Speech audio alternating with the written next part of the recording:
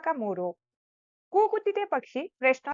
ಈ ಕೆಳಗಿನ ಮಾತುಗಳನ್ನು ಯಾರು ಯಾರಿಗೆ ಹೇಳಿದರು ತಿಳಿಸಿರಿ. 1. ನೀನೇಕೆ ನೋವಿನಿಂದ ಕೂಗುತ್ತಿದ್ದೀಯಾ? ಯಾರು? ಈ ವಾಕ್ಯವನ್ನು ಗಣೇಶನು ಹೇಳಿದನು. ಯಾರಿಗೆ? ಪಕ್ಷಿಗೆ ಹೇಳಿದನು. ಅಥವಾ ಈ ರೀತಿಯೂ ಸಹ ಬರೆಯಬಹುದು. ಈ ಮಾತನ್ನು ಗಣೇಶ ಪಕ್ಷಿಯನ್ನು ಕೇಳಿದನು. 2. ಈ ಮರದ ಮೇಲೆ ಅಷ್ಟೊಂದು ಪ್ರೀತಿಯೇ? ಯಾರು? ಈ ವಾಕ್ಯವನ್ನು ಲತಾ ಹೇಳಿದಳು. ಯಾರಿಗೆ? ಪಕ್ಷಿಗೆ ಹೇಳಿದಳು. ಅಥವಾ ಈ ವಾಕ್ಯವನ್ನು ಲತಾ ಪಕ್ಷಿಗೆ ಕೇಳಿದಳು. 3. ನಾನು ಇಲ್ಲಿಯೇ ಜನ್ಮ ತಳೆದೆ. ಯಾರು? ಪಕ್ಷಿ ಹೇಳಿತು. ಯಾರಿಗೆ? ಹುಡುಗರಿಗೆ ಹೇಳಿತು. ಅಥವಾ ಪಕ್ಷಿ ಹುಡುಗರಿಗೆ ಹೇಳಿತು. ಬಿಟ್ಟ ಸ್ಥಳಗಳನ್ನು ಸೂಕ್ತ ಪದಗಳಿಂದ ತುಂಬಿರಿ. 1. ನಾರದಗಡ್ಡೆಯು ಡ್ಯಾಸ್ ನದಿಯಲ್ಲಿದೆ.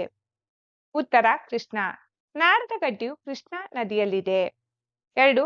ಹಕ್ಕಿಗಳ ಡ್ಯಾಸ್ ಕಿವಿಗೆ ಇಂಪಾಗಿತ್ತು. ಉತ್ತರ ಕುಹು ಕುಹು. ಹಕ್ಕಿಗಳ ಕುಹು ಕುಹು ಕಿವಿಗೆ ಇಂಪಾಗಿತ್ತು. 3. ಮರವು ನೂರಾರು ಪಕ್ಷಿಗಳಿಗೆ ಡ್ಯಾಸ್ ಆಗಿತ್ತು. ಉತ್ತರ ಆಶ್ರಯ ತಾಣ.